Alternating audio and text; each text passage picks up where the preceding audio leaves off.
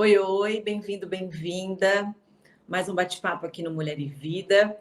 Hoje um assunto importante para a família, para todos, educação. Vamos abordar esse tema que influenciou a família inteira. Qual a situação da educação no Brasil? Como está a saúde mental das crianças, dos jovens, de toda a família? Um bate-papo com dados sérios, importantes. Este assunto que a gente não pode deixar de falar nunca. O ano está acabando, passamos por uma pandemia, esperança de um 2023 melhor, principalmente na educação do Brasil. E para esse bate-papo, eu vou receber o jornalista e educador Rodrigo Maia, que tanto fala deste assunto, que tanto vive este assunto. Primeiro, eu queria agradecer por ter aceitado esse convite, por a gente falar desse assunto tão importante. E eu sei que a gente vai falar de uma maneira assim descontraída, tranquila, para deixar até os familiares, que eu penso aqui a gente fala de mulher, o programa Mulher e Vida, Rodrigo, e as mulheres foram atingidas, né? Eu estou falando de mães, porque a família foi assim prejudicada, digamos. Todos entramos no barco, professoras que são mães também. E eu queria começar esse meu bate-papo com você falando das consequências emocionais do isolamento, de tudo que a gente passou, né? A educação, enfim, os dados a gente fala daqui a pouco, mas para a gente começar dessa consequência do isolamento. Como estamos? Bom, primeiro de tudo, muito obrigado pelo convite. Dou aqui minha saudação a todos que estão nos ouvindo e nos assistindo, né? E espero que dentro do nosso diálogo aqui, extremamente aberto, extremamente informal, mas com muito conteúdo, com muita robustez, que a gente possa de alguma forma contribuir. Eu sempre digo que quando a gente conversa sobre educação, talvez a parte mais importante é que a gente consiga ser útil, independente de concordâncias ou discordâncias. Obviamente aqui com algumas opiniões, alguns dados, algumas colocações que eu vou fazer, algumas análises. Obviamente, há pessoas que vão concordar com as análises, outras vão discordar. E esse é um ponto importantíssimo, né? Quando a gente fala de educação, a gente está falando do trânsito de ideias. E nesse trânsito de ideias é importante a gente discutir esse assunto tão caro a nós, tão importante, tão relevante a nós, a sociedade, que é a educação. Então, acima de tudo, Juliana, muito obrigado pelo convite num espaço como esse, conversando essencialmente, não apenas, mas essencialmente com as mulheres nesse programa que você faz, e eu estou aqui para contribuir, né? Então, mais uma vez, muito obrigado. Do ponto de vista da sua primeira pergunta, para a gente iniciar o diálogo, eu quero já começar, e eu gosto muito de fazer provocações, né? E dentro das provocações, obviamente, suscitando, como eu acabei de dizer, diálogo, convergências de divergências, mas acima de tudo, reflexão e aprendizado, né? É sempre importante dizer isso. Quando a gente fala da saúde mental das crianças, e claro que é um ponto importantíssimo que você colocou, eu vou responder isso, obviamente, né, com as minhas análises e tudo que eu ouvi, mas eu também vou iniciar, talvez pelo fim, né, com a seguinte provocação. E como é que estão a saúde dos pais? Eu acho muito importante a gente começar desse jeito pelo seguinte, quando a gente fala da saúde de pais, e aí eu estou falando, obviamente, pais, mães, cuidadores, estou falando também de professores, estou falando de tios, tias, pessoas que convivem com essas crianças, também foram severamente afetadas pela questão da pandemia, pela questão do isolamento, pela questão do fechamento de algumas escolas. Pais se sentiram, né, pai e mãe se sentiram perdidos, né? E muitas vezes viram seus filhos em aulas online e o pai e a mãe estavam ali do lado e falaram assim, poxa vida, o que a gente faz agora, né? Então tem uma saúde mental deles para a gente também, no momento oportuno, se você achar, Juliana, conversar um pouco sobre isso também. Por isso que eu comecei com essa provocação. Vamos falar da saúde mental das crianças, sem dúvida, mas não, a gente não pode esquecer que a base dessas crianças, por exemplo, que é a família e os próprios professores, também foi severamente afetada. Nós, mães, pais, fomos severamente afetados também do ponto de vista emocional. Isso é um ponto para iniciar o nosso diálogo. Segundo ponto, indo diretamente à sua pergunta. A saúde emocional não está bem. Na verdade, a gente tem hoje uma geração considerada millennial, alguns falam de geração Z, centennial, tem vários nomes, mas vamos colocar assim, a modernidade como um todo, em especial na última década, e pegando as crianças que hoje estão ingressando aí numa vida institucional mais na escola, e aí eu estou excetuando, por exemplo, uma educação infantil, eu estou entrando ali mais ou menos com 5, 6 anos, é daí que eu estou falando. Daí para frente, a gente já tem uma educação de uma geração que é completamente diferente das outras gerações que vieram. É importante pontuar isso. Não é melhor, não é pior. É característica. Então, a gente está falando de diferente. E essa geração, já antes da pandemia, vinha sofrendo um pouquinho, muitas vezes, e aí que cabe uma nova provocação, com um modelo escolar essencialmente tradicional. E essa provocação cabe não para chamá-lo de ruim, porque se ele fosse ruim, eu, você, Juliana, e outras pessoas que estão nos ouvindo, a gente não estaria aqui.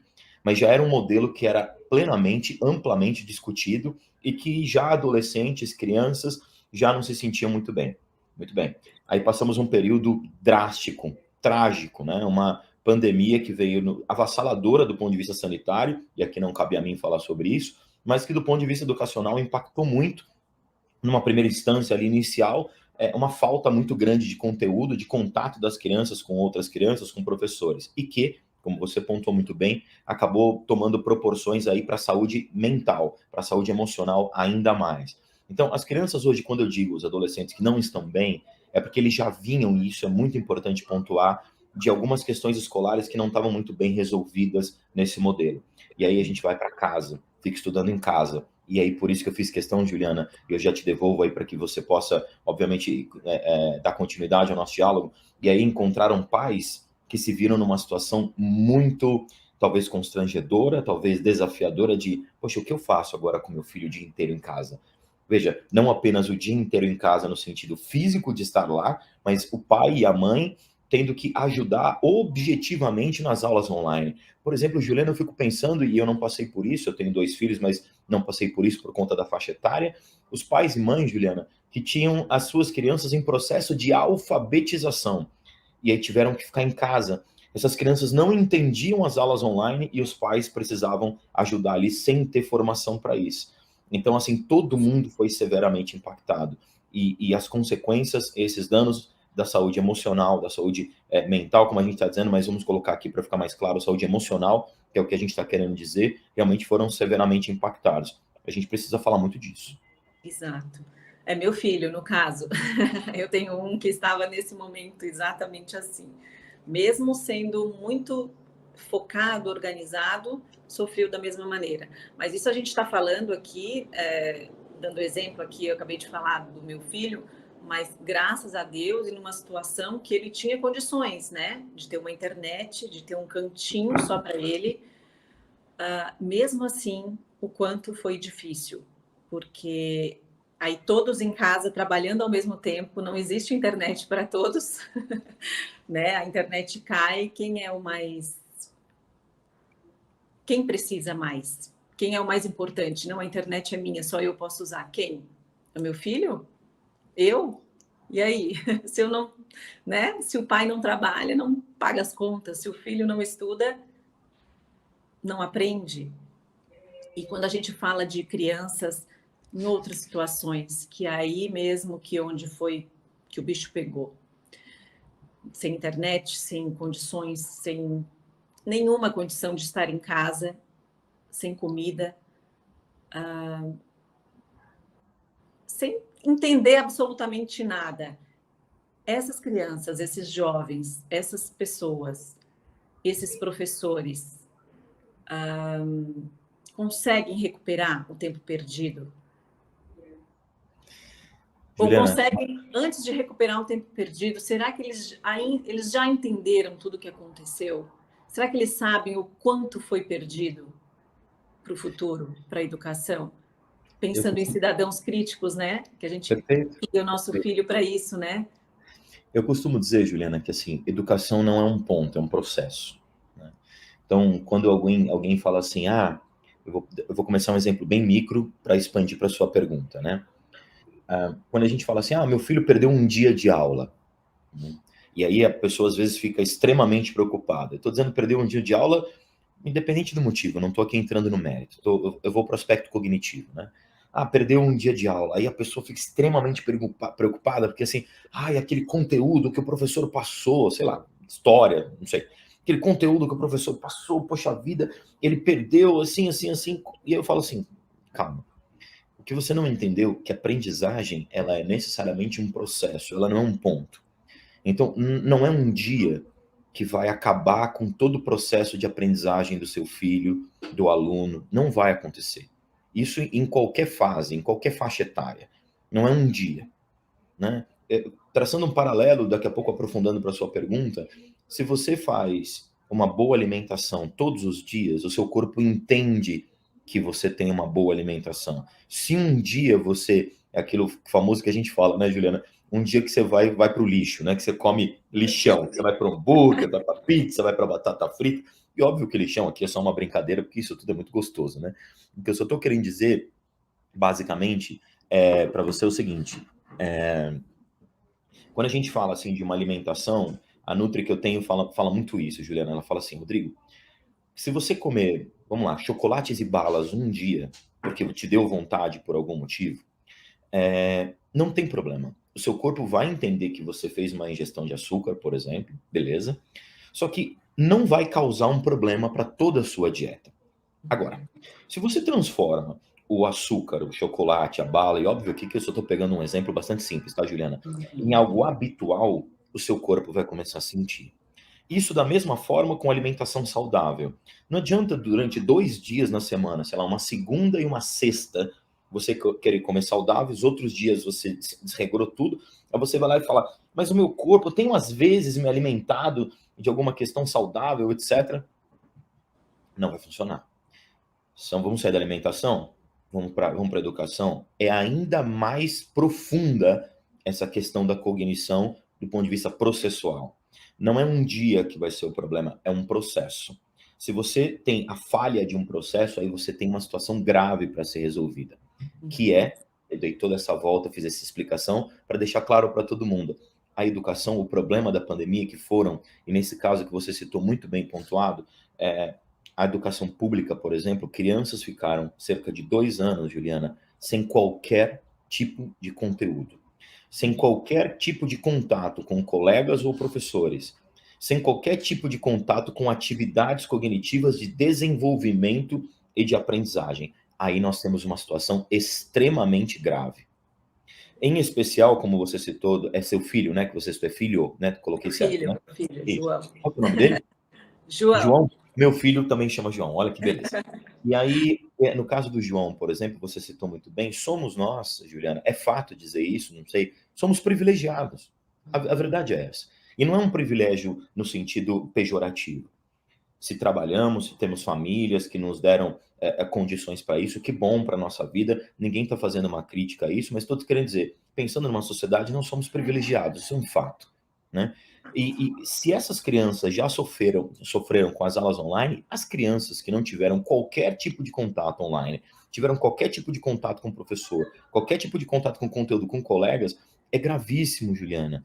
Porque você pega uma criança que estava em processo sígnico, por exemplo, cognitivo do entendimento sobre a alfabetização, e obviamente que eu quero dizer alfabetização, por exemplo, tanto do ponto de vista das letras como dos números, vou colocar aqui sem termos técnicos, porque a gente não está num fórum para isso.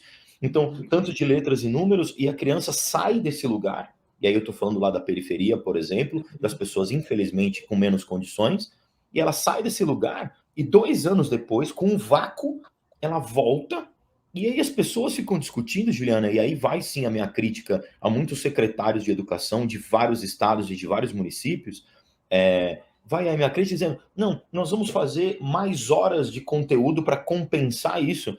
Eu falo assim, gente, mas da onde vocês tiraram que se você tirou, óbvio que o número é só um exemplo, Juliana, você tirou 100 horas aula dessas crianças, então tá bom, então no ano que vem eu dou 100 horas a mais. Oba, tá resolvido. Não está.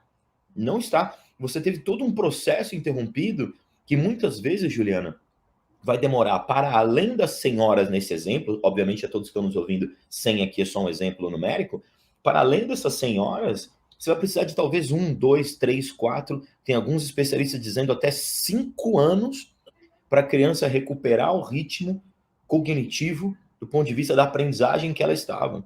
Então é muito mais grave do que a gente imagina. E aí a gente está falando das crianças, por exemplo, que não das escolas, de algumas escolas públicas que não tiveram acesso a nada, mas também as crianças de escolas particulares, como por exemplo é o caso dos nossos filhos, Juliana, esse privilégio que eu citei, também são impactadas com isso. Então, o que a gente precisa pensar, porque alguém deve estar nos ouvindo, perdoe-me avançar um pouquinho na resposta, Juliana, peço essa licença, mas alguém pode estar ouvindo falando assim, tá bom, Rodrigo, legal tudo o que você falou, então o que a gente faz? Muito bom. O que a gente faz é o seguinte, processo. Processo significa acompanhamento, significa conversar com a escola, e aí eu estou falando, por exemplo, agora das escolas particulares, daqui a pouco eu volto para outro lugar. Acompanhamento, processo. Em pais, escolas, paciência, mais paciência, muita paciência, volta a ter paciência, ensina de novo, não cobra tanto no sentido do nível de aprendizagem, vai mais uma vez, insiste mais uma vez, outra, fala com a escola, faz reforço, faz atividade, volta, retoma, faz mais uma vez. Educação, Juliana, para finalizar, essa é a minha resposta. Não é matemática. Não dá para tirar 100 horas e colocar 100 horas. Não funciona assim. Não funciona. E esse é um erro grosseiro que as secretarias de educação municipais e estaduais estão cometendo. Um erro grosseiro, achar que é matemática. Sai 2 anos, entra 2 anos à tarde como compensação. Não vai funcionar do ponto de vista qualitativo. E esse conteúdo que foi dado em casa, né, tem que retomar, porque a escola, o que a escola quer? A escola quer dali em diante, né? Esqueceu, já passou, já deu, já aprenderam em casa. Não, ninguém aprendeu nada, absolutamente, né? Tem que retomar isso, tem que começar de novo, igual repetir de ano, sabe? É muito boa a sua pergunta, muito boa a sua pergunta, pelo seguinte, Helena, eu estava conversando com meu filho esses dias, que ele estava estudando para matemática, e aí ele tem uma dificuldade específica em matemática, que aqui não vem ao caso, mas eu vou citar o que eu disse para ele. Aí ele está com uma dificuldade, por exemplo, num ponto X da matemática. E eu venho falando para ele há 2, 3 anos, para ele não apenas tirar a nota na prova, mas que ele possa desenvolver o raciocínio matemático. Agora, quando ele veio trazer essa dúvida para mim de uma operação X, uma questão de álgebra X, eu falei para ele, você sabe por que você não entendeu como é que faz, né? Porque lá atrás, na aula, entre aspas, do 2 mais 2, do 2 vezes 2, daquela fração simples ainda de 4 por 2, você não foi acompanhando o raciocínio. Onde eu quero chegar na sua resposta, Juliana? Então, as crianças, por exemplo, estavam no 2º ano e tinha o conteúdo X. O conteúdo Y, que é do 3º ano, ele é continuidade do conteúdo X do 2º ano. Quando você foi embora com esse conteúdo, esse aluno foi para o 4º, o 4º ano requer da pessoa que está no 4º ano determinada base de conteúdo, de cognição e de aprendizagem para que aquele conteúdo seja desenvolvido. Quando você não teve essa base, aquele conteúdo do 4º ano está comprometidíssimo. Aí vem a escola, e aí volta para a minha crítica, talvez ainda ficando mais clara, dizendo assim, aí a gente pega esse conteúdo do 2º, 3º, põe à tarde. Nossa! Aí aquele conteúdo do 4º mistura com o do 3º, mistura com o do 2º, e olha a palavra, Juliana, e o desenvolvimento da aprendizagem é completamente comprometido. Por isso que muitos especialistas dizem de até 5 anos. Porque, assim, o mundo ideal, e eu entendo, e aí sim, não daria para fazer isso por motivos muito mais severos, o mundo ideal seria recomeçar de onde parou. Então, 2 anos parado, você volta e recomeça 2 anos. A gente não pode penalizar as crianças. Perfeito. Não pode penalizar as crianças que estavam, por exemplo, no 2º ano, teria que já estar no 4º e tem que voltar para o 2º. É ruim a gente fazer isso, porque aí a gente fere outras questões. Agora, o trabalho pedagógico, ele tem que ser muito mais severo e em parceria com a família, Juliana. Daí a importância daquela minha primeira resposta da provocação que eu fiz, quando a gente falou da saúde emocional, da saúde mental das crianças, que eu falei, e os pais? Porque aí vem esses atores, né? O pai e a mãe, que estão ali juntos para desenvolver, ajudar o desenvolvimento da criança. O ideal, do ponto de vista da aprendizagem, seria isso. Socialmente falando, sabemos que não temos como fazer isso. Então tem que a escola desenvolver, atenção à palavra, um projeto de recuperação de conteúdo e de desenvolvimento de aprendizagem, e não apenas uma matemática em que você tira daqui e bota dali. Porque seu filho estava na idade de alfabetização, Juliana, o João tinha 5, 6 anos, alguma coisa assim, 7 talvez, alguma coisa assim, certo? Você vai perceber pode me ligar daqui a alguns anos, que se não tiver um projeto que entenda o desenvolvimento da aprendizagem desse jeito que eu citei, quando ele tiver 12 a 14 anos, você vai me ligar. Vai falar, Rodrigo, eu lembro daquilo que você falou. Ele está com dificuldades absurdas, por exemplo, nisso, nisso, nisso e nisso. Entende? Porque lá na frente, isso vai, não é que vai fazer falta. E aí as pessoas confundem muito, Juliana. As pessoas falam, ai, foi aquele conteúdo, e aqui é só um exemplo, claro, de adição e subtração. Aquilo que se ele tiver, ó, eu vou dar aula agora disso que vai voltar. É a continuidade, é o desenvolvimento. Perfeito. Mas aí você fala de um projeto pedagógico. E aí a gente pensa os professores completamente não, falei uma palavra forte aqui. Os professores despreparados, sem estrutura. Também foi um baque para todos. Eu lembro que a professora do meu filho, assim, meu Deus, levo no meu coração, porque ela aprendeu junto e ela não tinha vergonha disso. Era toda aquele aprendizado, assim, foi incrível. A troca foi incrível. Fizeram, né? Mas assim, tem professor que vai atrás, tem professor que corre, né, que faz dar certo. Outros não têm estrutura para isso. Outros não têm nenhum computador para dar aula em casa, né? Não tem internet para dar aula em casa. E a escola também não abriu para os professores poderem estar sozinhos numa sala de aula, mas ter o recurso. E aí, falando de recurso, quando você fala em projeto pedagógico, a gente fala de estrutura física, recurso financeiro para cursos, para preparação do professor, que também isso ficou nítido, né? O quanto no Brasil não temos essa estrutura. E aí, como ir adiante? Como lidar com isso? Porque o buraco é bem mais embaixo, né? Vamos lá. Acho que para começar essa resposta, tem que fazer aqui um grande elogio, uma reverência aos professores, em especial esses sem estrutura que você mencionou. Exato. Que não é que eles foram guerreiros. Guerreiro é muito pouco para dizer isso. Não é que eles foram heróis ou super-heróis. Ainda é muito pouco para dizer isso. Eles foram as pessoas que... Eu me emociono de dizer isso pelo seguinte: eles foram as pessoas que seguraram a sociedade, desse ponto de vista da educação, que eu estou dizendo, claro, seguraram a sociedade durante 2 anos com as suas paixões e amores a respeito da educação.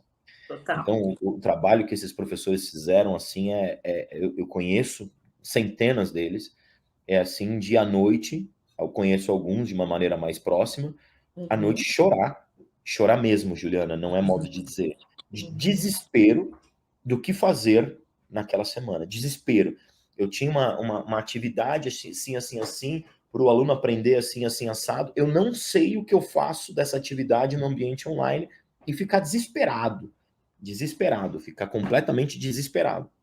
Então, primeiro de tudo, essa reverência, esse elogio, essa minha gratidão realmente, não apenas como pai, mas como cidadão a esses professores, né? Então, isso é um ponto a se colocar. Segundo ponto, quando a gente fala de gestão em investimento, em educação, em relação ao PIB do país, o investimento em educação é altíssimo, é muito bom. O valor financeiro é muito bom.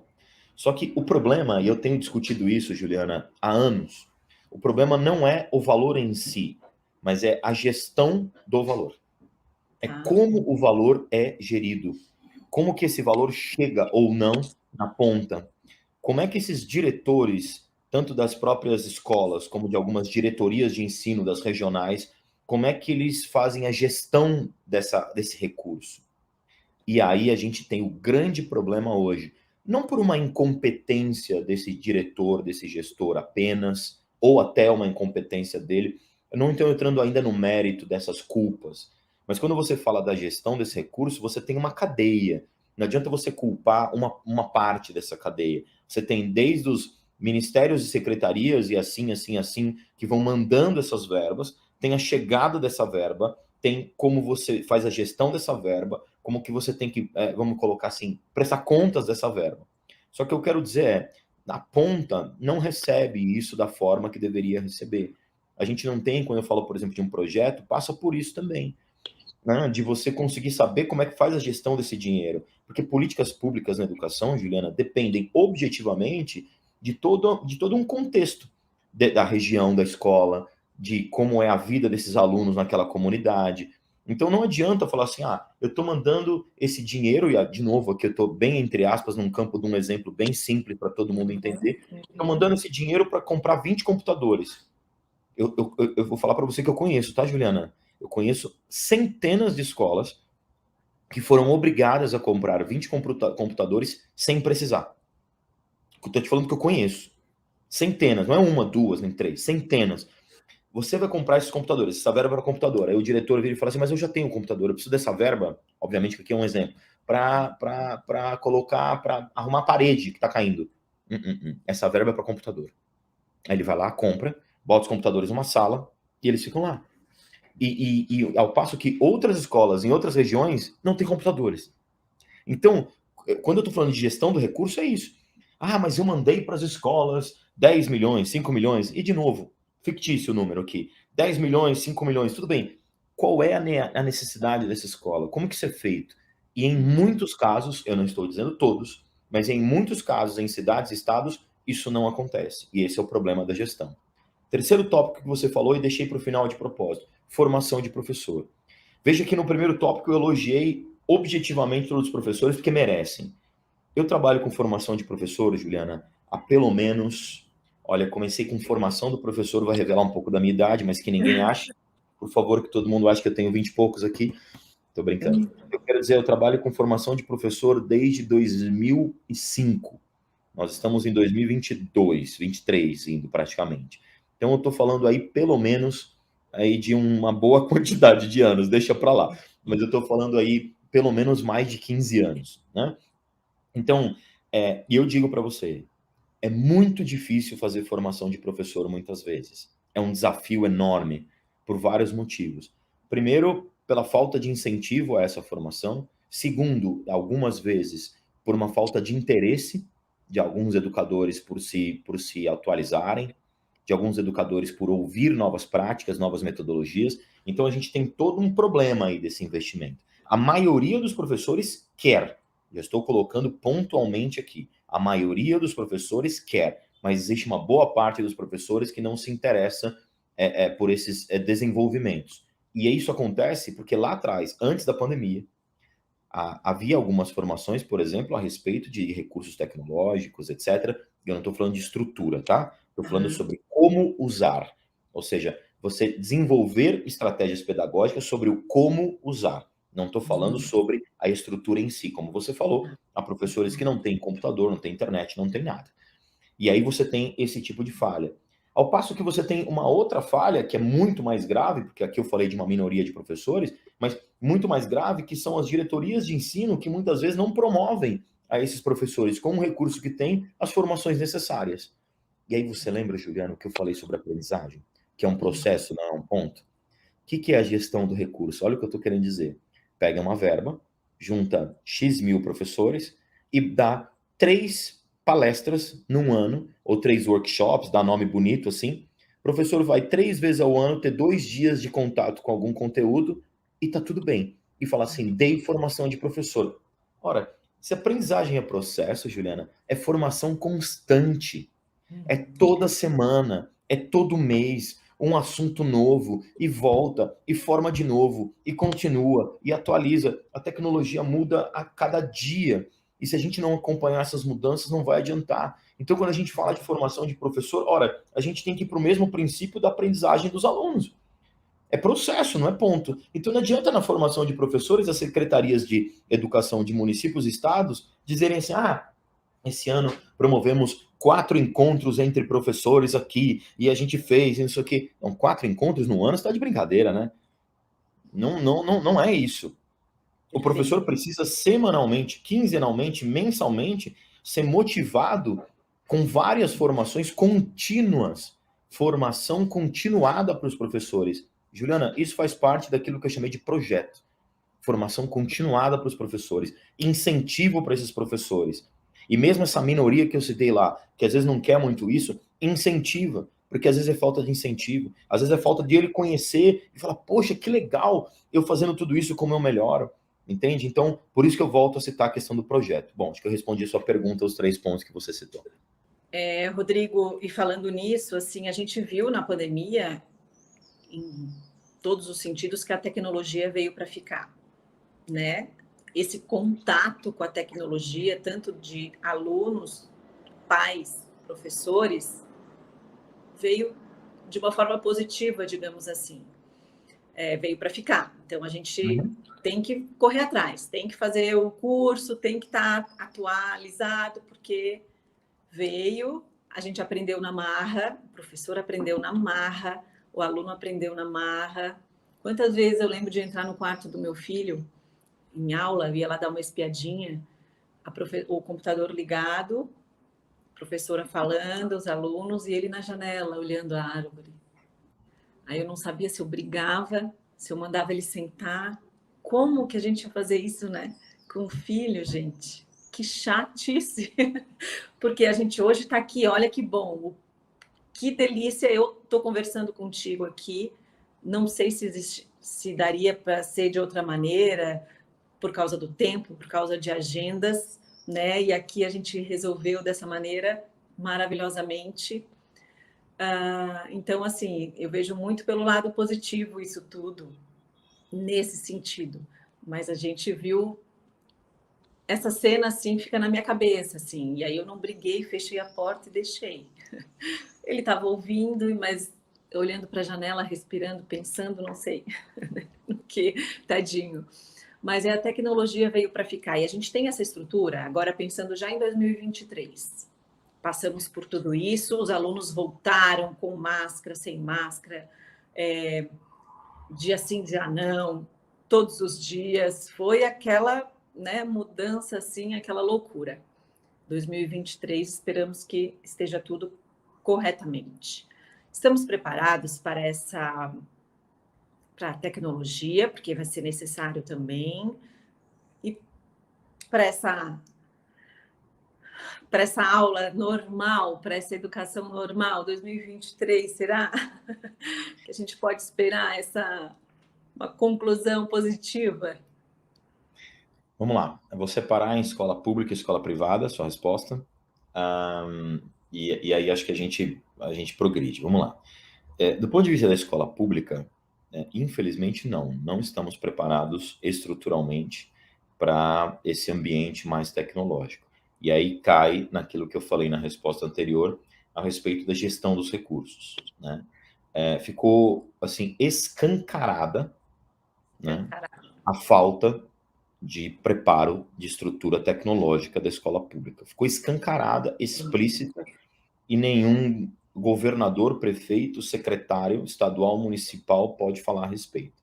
Ficou Porque até escancarado. para eles, tudo bem que eles estão nessa vida, né?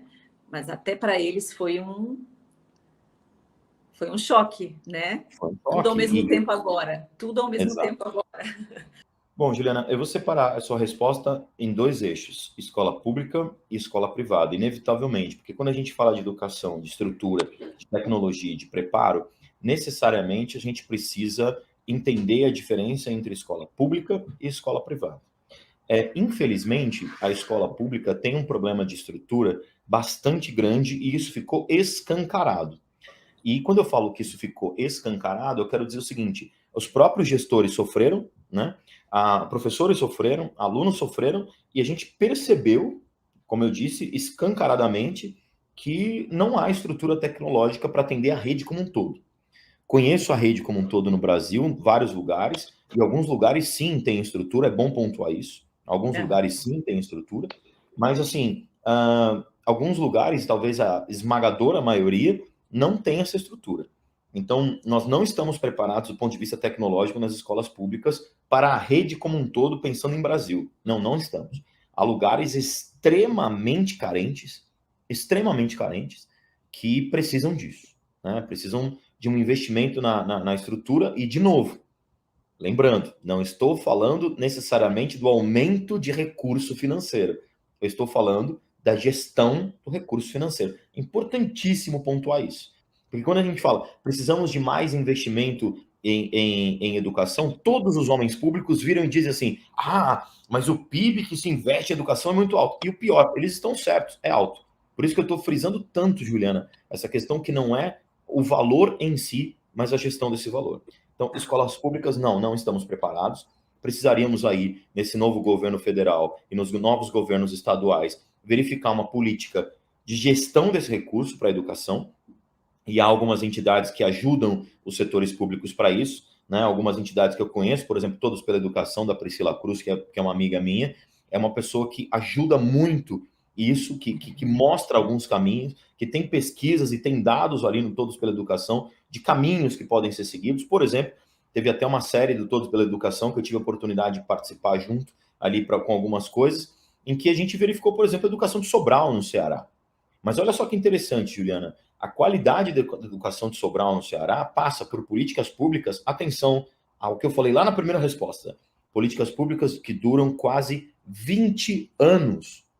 Eu vou falar de novo, para as pessoas ouvirem em casa e entenderem. 20 anos que trocaram partidos, obviamente trocaram pessoas nos comandos, tanto de secretaria como de governo em si, municipal e estadual, e aí estou falando ali de Sobral como município, e claro, ali no estado, a gente está falando do Ceará, e trocaram, só que houve um pacto pela educação. E as políticas públicas que começaram ali atrás foram mantidas.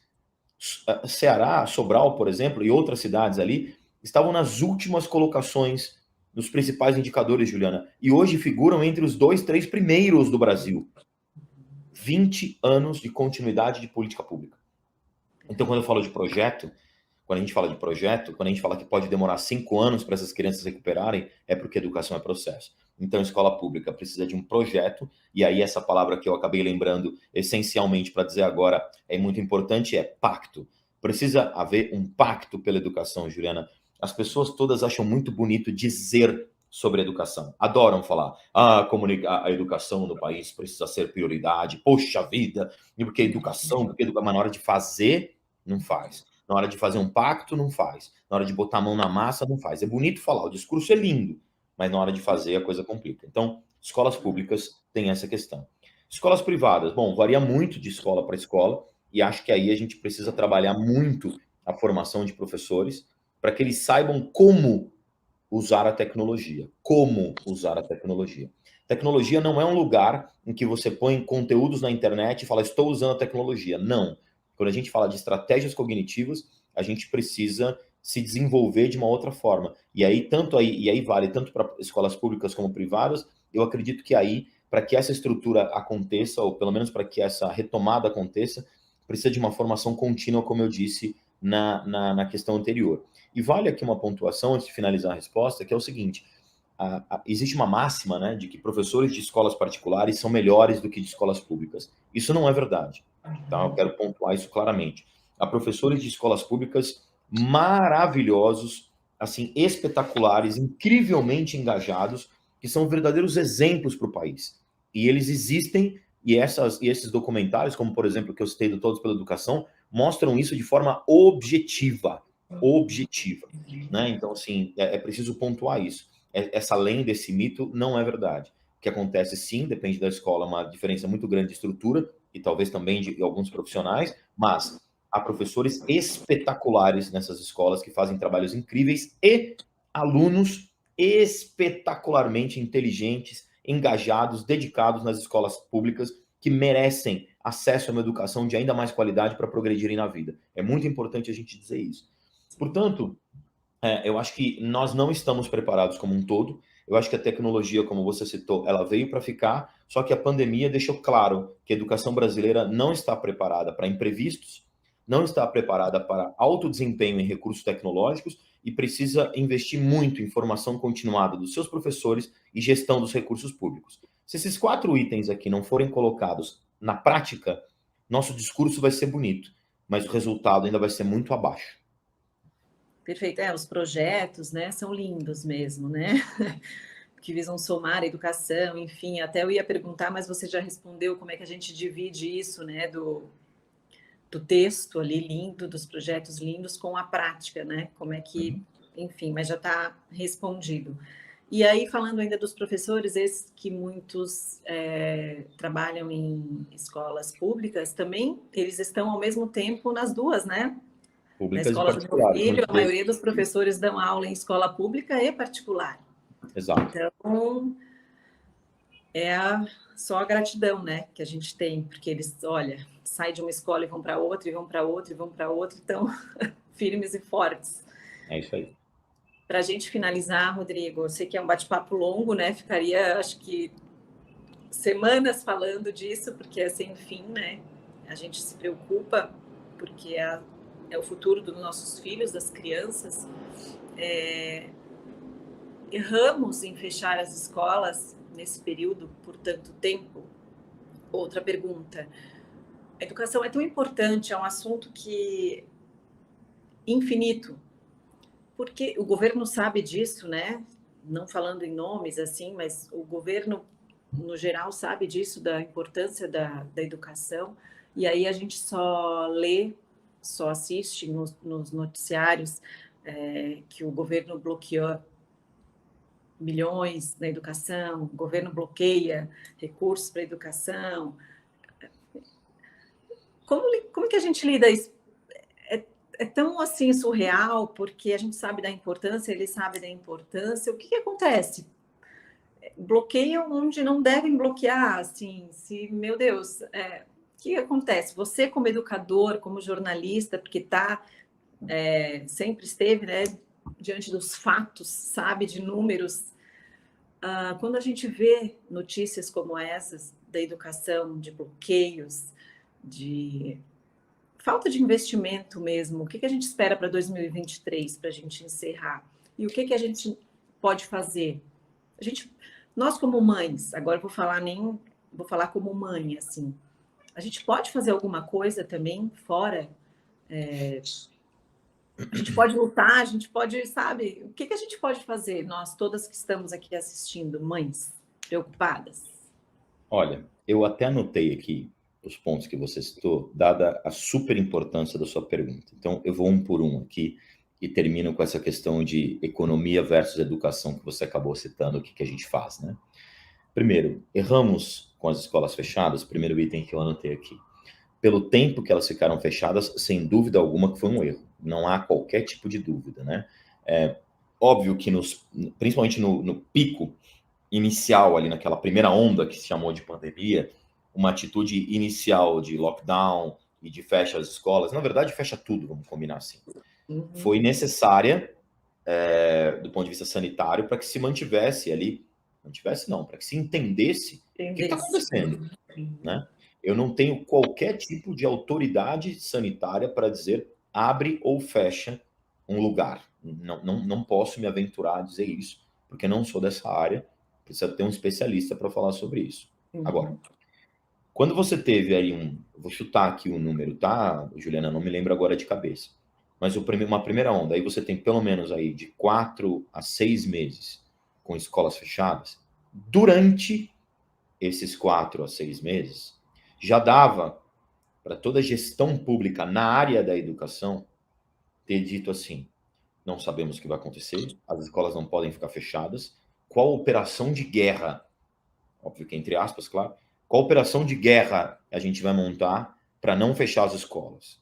O que a gente vai fazer? Chama o pessoal da área da saúde, o que a gente pode fazer para revezar aluno aqui, né? Revisar horários, dobrar turno, pagar mais para professores, contratar novos professores para fazer atendimentos. Bom, óbvio que seriam milhares as ideias, aqui eu só estou pontuando de uma forma simplificada. Fato é, depois de um primeiro período que se verificou objetivamente que não ia acabar tão cedo, e por isso que eu estou citando aí entre 3 e 6 meses, aí dali para frente foi um erro grosseiro a gente não buscar alternativas para a escola poder ficar aberta, em especial para essas crianças que mencionamos das escolas públicas, né? Que aí a catástrofe aconteceu. Então, eu, inclusive, entrevistei alguns secretários de educação e eu fiz perguntas como essa. Mas por que durante o período em que as escolas ficaram fechadas, não se pensou nenhum tipo de, ou pelo menos, eu vou tirar o não pensou, não se fez, não tomou uma atitude, não houve uma ação para que isso não acontecesse. E aí são inúmeras as justificativas, verbas, etc, etc, e a gente sabe que o que acontece é que a educação nunca é priorizada. Fato. 2, que é já o gancho para essa. O governo sabe desses problemas, você perguntou, né? O governo entende isso. Olha, eu posso tomar alguns comentários ruins até pelo que eu vou falar aqui. Não vou citar nomes, porque não precisa, né? Não é porque eu não quero, porque não precisa. Mas eu vou dizer, nenhum governo sabe mesmo o que é investir em educação, de todos que eu já vi passar nesses completei semana passada 43 anos de vida. Não vi. Não vi. Não vi. Você sabe por que eu não vi, Juliana? Porque não houve um pacto para dar continuidade a essas políticas. Então, se esse governo o governo X, iniciou uma política muito boa, era obrigação dele chamar os envolvidos de outras ideologias e partidos, chamar o legislativo, travar alguma coisa no judiciário, e óbvio que eu estou aqui exemplificando, tá? E fazer algum pacto para continuidade de determinadas políticas, independente se é um Lula, depois vira uma Dilma, um Temer, um Bolsonaro, um Fernando Henrique, um Itamar, ou outros que não ganharam, como Aécio, Geraldo, Marina, Ciro, Amoedo, sei lá, obviamente estou esquecendo outros nomes de outros candidatos, Daciolo, quem você quiser. O ponto não é esse. Por que não houve um pacto de determinadas políticas públicas há 20 anos, na educação, há 20 anos para que isso fosse mantido? Na medida que nenhum governo fez isso, para mim já acabou essa história. Porque, claro, você faz uma política que não é de Estado, é uma política de governo. Juliana, enquanto a gente continuar fazendo política de governo para a educação, esse mesmo papo entre nós vai acontecer daqui 20 anos. Tudo de novo. Tudo de novo. Ah, agora tem o governo Lula. Legal. Se a população escolheu, está escolhido. Independente qual foi o meu, qual foi o seu voto, está escolhido, está lá. Vamos torcer para que seja bom. Beleza. E se trocar o Lula e voltar o Bolsonaro daqui 4 anos? Bom, eu vou continuar dizendo a mesma coisa. A população escolheu? Escolheu. Tá lá, ótimo. Mas, de novo, não muda nada. Porque continuam as políticas sendo de governo. Enquanto a política for de governo, eu posso até dizer que eu discordo da política de governo do Lula, que eu discordo da política de governo do Bolsonaro, ou que eu concordo concordo com o outro. Tudo bem, eu posso até dizer isso. Mas enquanto for uma política de governo, não for uma política de Estado, na educação não vai funcionar. Fato, não vai funcionar. Porque vai ficar trocando, e a gente nunca vai sair do lugar, e vai continuar dizendo, nossos alunos não sabem nada de português, não sabem nada de matemática. Juliana, sou professor de português há muitos anos, Juliana, em universidade, etc. É inacreditável. Daria para fazer só uma live só para falar de língua portuguesa aqui. É inacreditável. E não é culpa do professor ou do aluno, é culpa de um sistema muito complicado. E aí seria uma outra live. Agora, desses últimos pontos que você citou, verbas bloqueadas e a questão do que a gente faz, né? Economia, educação. Aí. Verbas bloqueadas. Juliana, eu vou dizer uma coisa, assim, eu sou pesquisador há muitos anos, né? Eu fiz 3 graduações, especialização, mestrado, doutorado, pós-doutorado, segundo pós, eu fiz tudo isso aí. E eu fiz tudo isso porque eu quero me dedicar a mim mesmo. No meu escritório não tem qualquer diploma em vidrinho na parede, porque para mim eu fiz esse percurso que eu quis, eu fiz esse percurso porque eu entendo que eu gosto de investir em mim mesmo, ponto. Mas por que eu estou citando isso, você vai me entender. Você imagina se alguém faz a seguinte proposta para você, Juliana. Eu vou te fazer uma proposta de emprego agora, tá, Juliana? É o seguinte, ó. Qual que é o seu sonho, Juliana? Aí você responde para mim, meu sonho é trabalhar sei lá, meu sonho é trabalhar fazendo óculos. Tá bom. Aí eu vou lá e falo, vou fazer uma proposta de emprego então para você, tá?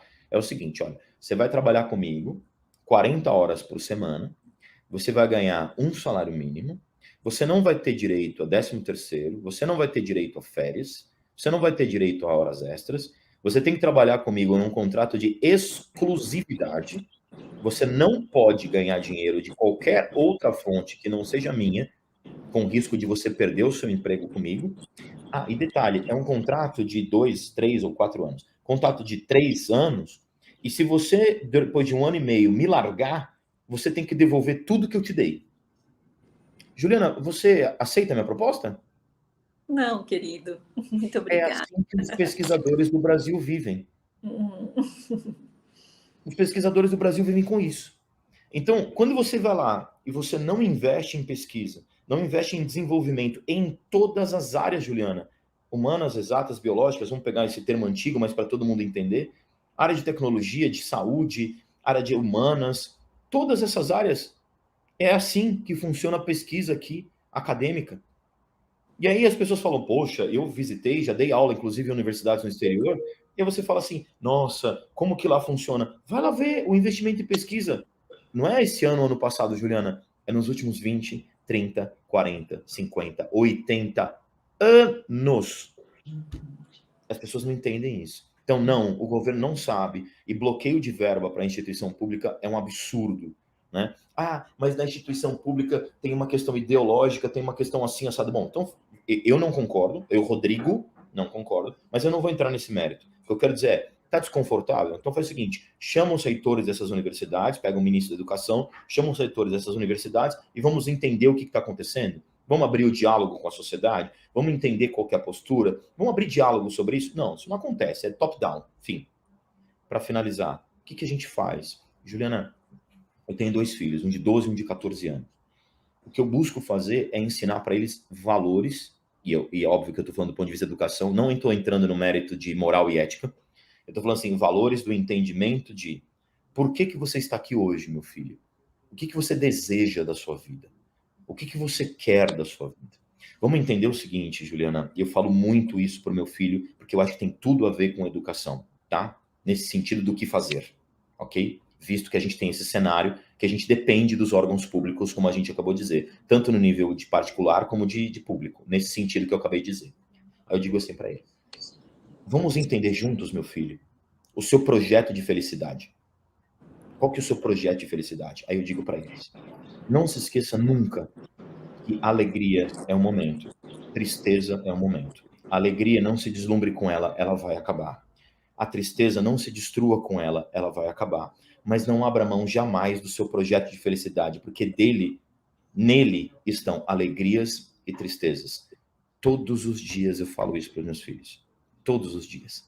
Para ele entender que quando ele vai à escola, ele me diz assim, professor, Rodrigo, eu não, professor, ó, eu falando professor, né? Pai, eu não entendo porque o professor disse que eu tenho que aprender raiz quadrada de fração. Aí eu falo assim, realmente, faz a metáfora de um prédio, meu filho. Um prédio, por exemplo, eu não sei o número exato, tá, Juliana? Se você souber da área de engenharia, se alguém souber, deixa a mensagem aí. Eu sei que existe uma porcentagem que a fundação precisa ter diz respeito ao tamanho do prédio. Então, por exemplo, o prédio tem 20 andares, sei lá, ele vai ter 50 metros de altura, ele precisa de uma fundação de 25, 30, não sei o número exato, ok? Mas eu digo para ele assim, você, aí na rua, andando com ele, Juliana, tá vendo esse prédio aqui? Você acha ele lindo? Achei ele lindo, pai. Você faz ideia o que tem embaixo desse... Consegue ver o que tem embaixo desse prédio? Não, não consigo ver. Deixa eu te explicar. Esses 25, 30 metros para baixo, se eles não existissem, esse prédio num vento cairia, esse prédio numa chuva desabaria, esse prédio com algum morador que fizesse alguma coisa muito forte no apartamento, ele poderia cair, mas ele não cai. Sabe por que ele não cai?